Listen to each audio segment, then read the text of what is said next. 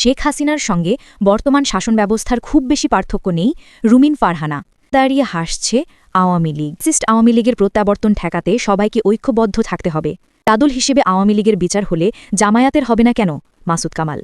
অন্তর্বর্তী সরকারের যুব এবং ক্রীড়া মন্ত্রণালয়ের উপদেষ্টা আসিফ মাহমুদ সজীব ভুইয়া সম্প্রতি ঘোষণা দিয়েছেন দেশের 7টি প্রশিক্ষণ কেন্দ্রে প্রাথমিকভাবে ৮৮৫০ জন যুবককে কারাতে, জুডো, টাইকোন্ডো এবং আগ্নেয়াস্ত্র চালানোর প্রশিক্ষণ দেওয়া হবে। তথ্যটি তিনি নিজের ভেরিফাইড ফেসবুকে প্রকাশ করেছেন এবং বেশ কিছু সংবাদ মাধ্যমে সেটা ছাপা হয়েছে। প্রশ্ন উঠেছে, এই প্রশিক্ষণের উদ্দেশ্য কি? কাদের হাত থেকে রক্ষা পাওয়ার জন্য যুবকদের হাতে অস্ত্র তুলে দেওয়া হচ্ছে? এটা কি আসলে আত্মরক্ষার উদ্যোগ নাকি আরেকটি সশস্ত্র বাহিনী গঠনের পূর্বাভাস? প্রধানমন্ত্রী শেখ হাসিনা এবং অন্যান্যদের বিচারের জন্য অবৈধ ক্ষমতা দখলদার ইউনূসের তৈরি করা আইসিটি ট্রাইব্যুনাল সম্পর্কে কথিত জুলাই আন্দোলনের সোচ্চার নেতা তারেক সাহেব কি বলেছেন আম জনতা পার্টি, সেটা একটু আমরা শুনি, তারপর আলোচনায় যাব। দর্শক, সম্প্রতি বিভিন্ন দলের থেকে উপদেষ্টা পরিষদের কারা কিভাবে বিতর্কিত কর্মকাণ্ড করছেন, কারা বিভিন্ন দলের পারপাস সার্ভ করছেন, এটা নিয়ে আলোচনা যে শুরু হয়েছে সেই আলোচনা থামছে না। যদিও এতদিনে সেই ভেতরের নামগুলো নিয়ে তেমন একটা আলোচনা হয়নি যে কাদের ব্যাপারে অভিযোগগুলো আসলো। বিবিসি। আসসালামু আলাইকুম দর্শক, নতুন একটা নিউজে সবাইকে স্বাগতম। প্রিয় দর্শক, ভিডিওর শুরুতেই অনেকগুলো ভিডিওর অংশ বিশেষ আপনারা ইতিমধ্যে দেখেছেন। দেখেই বুঝতে পারছেন আজকের ভিডিওটি কতটুকু গুরুত্বপূর্ণ এবং আকর্ষণীয় হতে চলেছে। চলুন কথা না বাড়িয়ে একটা লাইক দিয়ে সম্পূর্ণ ভিডিও দেখে আসি। তার আগে বলবো, যারা এখনও চ্যানেলটি সাবস্ক্রাইব করেনি তারা সাবস্ক্রাইব করে দিবেন, আর যারা সাবস্ক্রাইব করেছেন তাদেরকে অসংখ্য ধন্যবাদ। বর্তমান রাজনৈতিক পরিস্থিতি নিয়ে সমালোচনামূলক মন্তব্য করেছেন বিএনপির সহ আন্তর্জাতিক বিষয়ক সম্পাদক ও সাবেক সংসদ সদস্য রুমিন ফারহানা। তার মতে, শেখ হাসিনার ১৫ বছরের শাসন ব্যবস্থা এবং অন্তর্বর্তী সরকারের গত ১ বছর ২ মাসের প্রশাসনিক কার্যক্রমের মধ্যে তেমন কোনো মৌলিক পার্থক্য নেই। সম্প্রতি জার্মান ভিত্তিক আন্তর্জাতিক গণমাধ্যম ডয়েচ ভেলেকে দেওয়া এক সাক্ষাৎকারে রুমিন ফারহানা এই মন্তব্য করেন। তিনি বলেন, দীর্ঘ সময় ধরে শেখ হাসিনার আমলে প্রশাসনিক পদগুলোতে যে ধরনের আর্থিক অনিয়ম ও ক্ষমতার অপব্যবহার দেখা গিয়েছিল, বর্তমানে সেই চিত্রের খুব একটা পরিবর্তন ঘটেনি। রুমিনের দাবি, শেখ হাসিনার সময়ে যারা সরকারি চাকরির নিম্ন স্তরে ছিলেন তারা অল্প সময়ের মধ্যে অস্বাভাবিকভাবে সম্পদের মালিক হয়েছেন।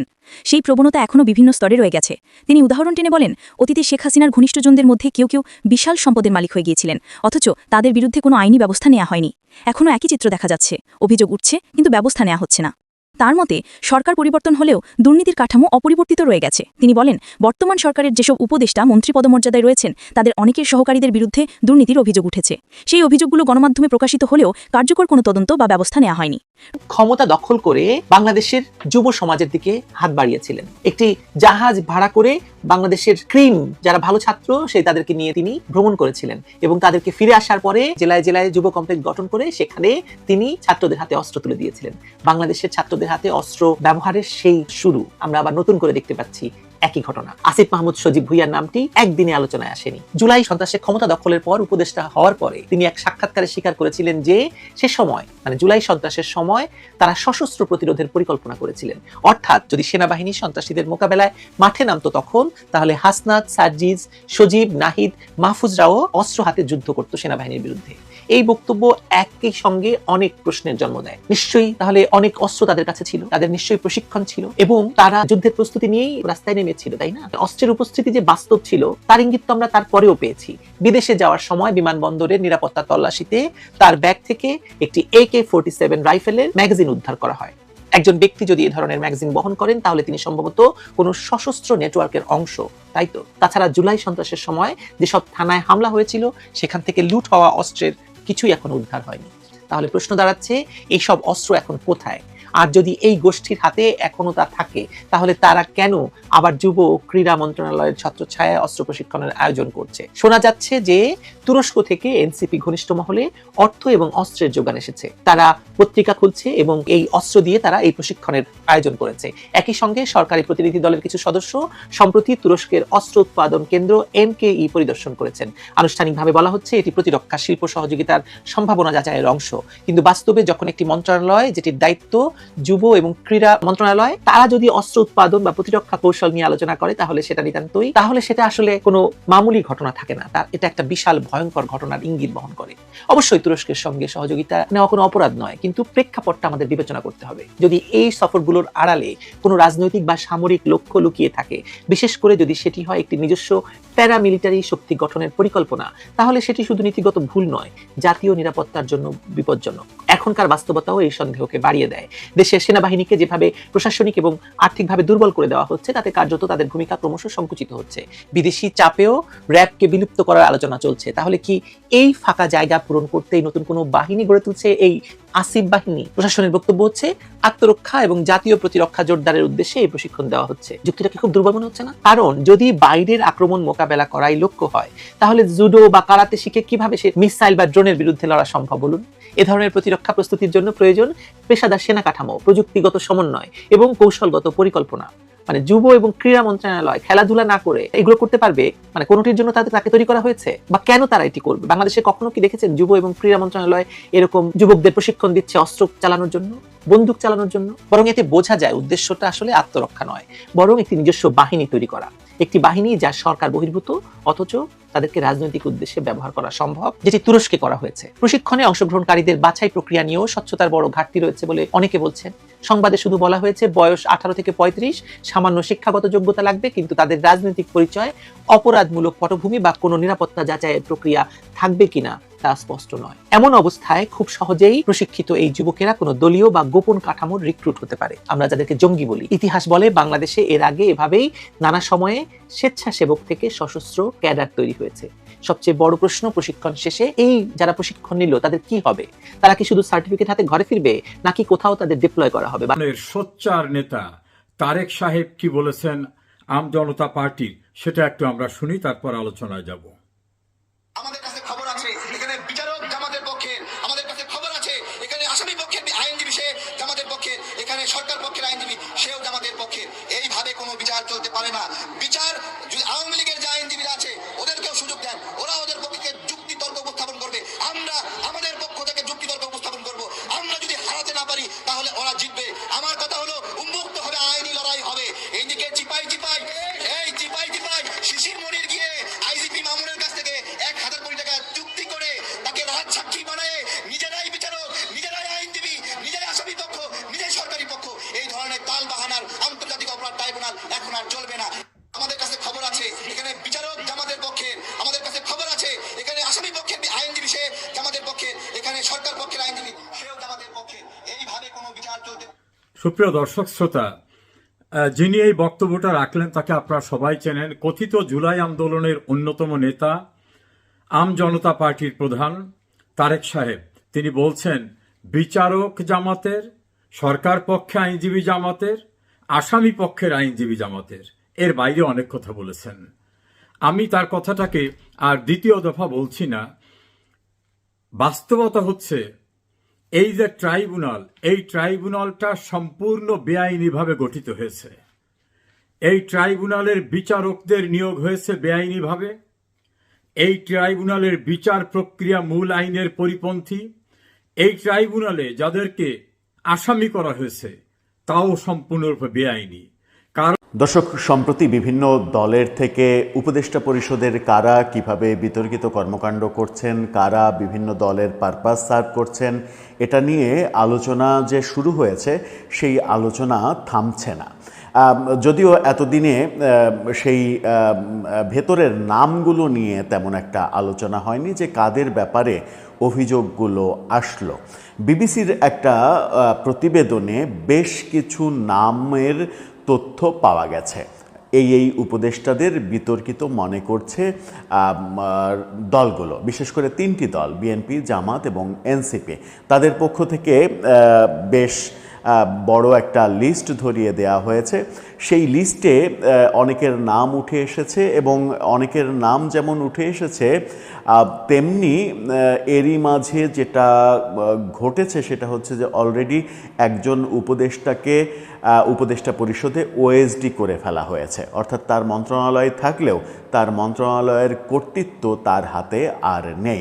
আর একজন উপদেষ্টাকেও ওএসডি করার প্রক্রিয়া চলছে, এরকম তথ্য আসছে এবং এরকম তথ্য সরকারি ঘোষিত গেজেটের মাধ্যমে প্রমাণিতও হচ্ছে। কি হচ্ছে উপদেষ্টা পরিষদে?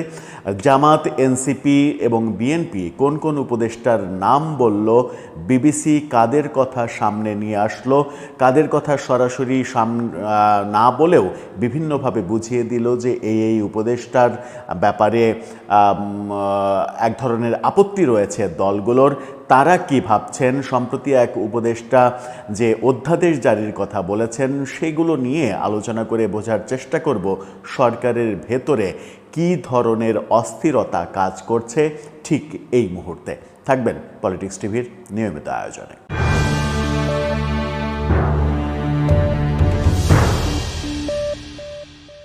দর্শক, বলছিলাম উপদেষ্টাদের মধ্যে কারা বিতর্কিত কর্মকাণ্ড করছেন বলে দলগুলো অভিযোগ দিচ্ছে সেই তথ্য যেমন বেরিয়ে এসেছে, এবার নামগুলো বেরিয়ে আসছে, বিভিন্নভাবে আলোচিত হচ্ছে এবং বিবিসির প্রতিবেদনেও নামগুলো উঠে এসেছে। বিবিসি যে প্রতিবেদনটা করেছিল তার শিরোনামটা ছিল এমন, বিএনপি জামাতের চোখে বিতর্কিত উপদেষ্টা কারা। যদিও শিরোনামটা এটা, কিন্তু এনসিপির চোখেও বিতর্কিত উপদেষ্টা কারা সেই তালিকা নিয়েও যথেষ্ট আলোচনা হচ্ছে এবং সেখানে একটা মজার ব্যাপার লক্ষ্য করা যাচ্ছে যে জামাত এবং এনসিপির চোখে বিতর্কিত একেবারে প্রায় সেম, মানে জামাত যাদেরকে মনে করছে যে বিএনপির হয়ে কাজ করছে এবং এনসিপিও তাদেরকেই মনে করছে। এনসিপির লিস্টে একটু বড়, জামাতের লিস্টে একটু ছোট। যাদের নাম যদিও জামাত সরাসরি জামাতের পক্ষ থেকে নাম বলেনি, বিএনপির একাধিক নেতা বিবিসিকে নামগুলো নিশ্চিত করেছে, জামাত নিশ্চিত করেনি, কিন্তু বিবিসির এই প্রতিবেদনে বোঝাই যায় যে নামগুলো কারা। সেখানে যেটা আমরা দেখছি সেটা হচ্ছে যে বিএনপির আপত্তি যে সকল উপদেষ্টাকে নিয়ে, সেই আপত্তির নামগুলো হচ্ছে আসিফ মাহমুদ সজীব ভুঁইয়া, মাহফুজ আলম, এই দুই ছাত্র উপদেষ্টা। সাথে রয়েছেন মানে জ্বালানি খনিজ সম্পদ উপদেষ্টা ফাউজুল কবির খান, যিনি গতকালকে একটা ফেসবুক স্ট্যাটাস দিয়ে বলেছেন যে একটা দল আমার ব্যাপারে আপত্তি জানিয়েছে, এই ব্যাপারে একটা অধ্যাদেশ জারি করলেই সমস্যার সমাধান হয়ে যায় এবং তিনি নিজেকে নির্দোষ দাবি করলেন। সাথে রয়েছেন প্রধান উপদেষ্টার বিশেষ সহকারী, স্বরাষ্ট্র মন্ত্রণালয় বিষয়ক বিশেষ সহকারী খোদাবক্স চৌধুরী। খোদাবক্স চৌধুরী একটি বিশেষ দলের হয়ে কাজ করছেন, এই অভিযোগ বিএনপি করছে। ফাউজুল কবির খান তিনি জনপ্রশাসন মন্ত্রণালয়ের যে উপদেষ্টাদের কমিটি, সেই কমিটিতে আছেন এবং সেই কমিটিতে থেকে প্রশাসনের বদলি, নিয়োগ, এই ব্যাপারগুলোতে একটি বিশেষ দলের হয়ে কাজ করছেন। অর্থাৎ অভিযোগটা অনেকটা জামাতের পক্ষে তারা কাজ করছেন, এই অভিযোগটা আনা হয়েছে। খোদাবক্স চৌধুরীর বিরুদ্ধেও একই অভিযোগ, সাথে মন্ত্রিপরিষদ সচিব শেখ আব্দুর রশিদ, তার বিরুদ্ধেও বিএনপির অভিযোগ এবং তার বিরুদ্ধেও একটি বিশেষ দলের হয়ে কাজ করার অভিযোগ। সেটাও যে জামাতের পক্ষে সেটা বোঝাই যাচ্ছে। এবং মন্ত্রিপরিষদ সচিবকে আমরা এর আগে দেখেছি যে আসিফ মাহমুদ সজীব ভুঁইয়া যখন স্থানীয় সরকার মন্ত্রণালয়ের মানে অন্যান্য জেলার চাইতে কয়েক গুণ বেশি নিজের উপজেলাতে বরাদ্দ নিয়েছিলেন, বিভিন্ন জেলায় যখন বরাদ্দ দেওয়া হয়েছে মাত্র 12-14 কোটি টাকা করে, তিনি তার নিজের উপজেলা মুরাদনগরের জন্য নিয়েছিলেন 450 কোটি টাকা, হাসনাত আবদুল্লাহর উপজেলার জন্য দিয়েছিলেন 350 কোটি টাকার বেশি। সেই ক্ষেত্রে সেই একই একটা ব্যাপারে মন্ত্রিপরিষদ সচিবের নামে অভিযোগ এসেছিল যে তার জেলা সাতক্ষীরার জন্য তিনি প্রায় 2,500 কোটি টাকার বরাদ্দ নিয়েছেন। এই অভিযোগগুলো তাদের বিরুদ্ধে উঠতে দেখেছিলাম আমরা গণমাধ্যমে। এবার বিএনপি যেটা বলল, 5 জনের নাম বিএনপি দিয়েছে, আমরা বিবিসির কাছ থেকে জানতে পারলাম। সেই 5 জনের মধ্যে তাদের ভাষ্য বোঝাই যায় যে আসিফ মাহমুদ এবং মাহফুজ আলম তারা এনসিপির হয়ে কাজ করছে এবং বাকি 3 জন জামাতের হয়ে কাজ করছেন, এমনটাই অভিযোগ বিএনপির। অন্যদিকে জামাতের আপত্তি বেশ বড় বড় নাম, সেই আপত্তির নামগুলোর মধ্যে শোনা যাচ্ছে যে নাম, সেটা হচ্ছে অর্থ উপদেষ্টা সালেউদ্দিন আহমেদ। তিনি একটি বিশেষ দলের হয়ে কাজ করছেন, এমন অভিযোগ জামাতের রয়েছে। সেই বিশেষ দলটা যে বিএনপিকে বোঝাচ্ছে সেটা বুঝতে তো আর অসুবিধা হওয়ার কথা নয়। প্রিয় দর্শক, ভিডিওটি দেখে কি জানলেন, বুঝলেন? অবশ্যই আপনাদের মূল্যবান মতামত কমেন্ট বক্সে জানিয়ে দিবেন। পারলে ভিডিওটি শেয়ার করে সবাইকে দেখার সুযোগ করে দিবেন। ধন্যবাদ।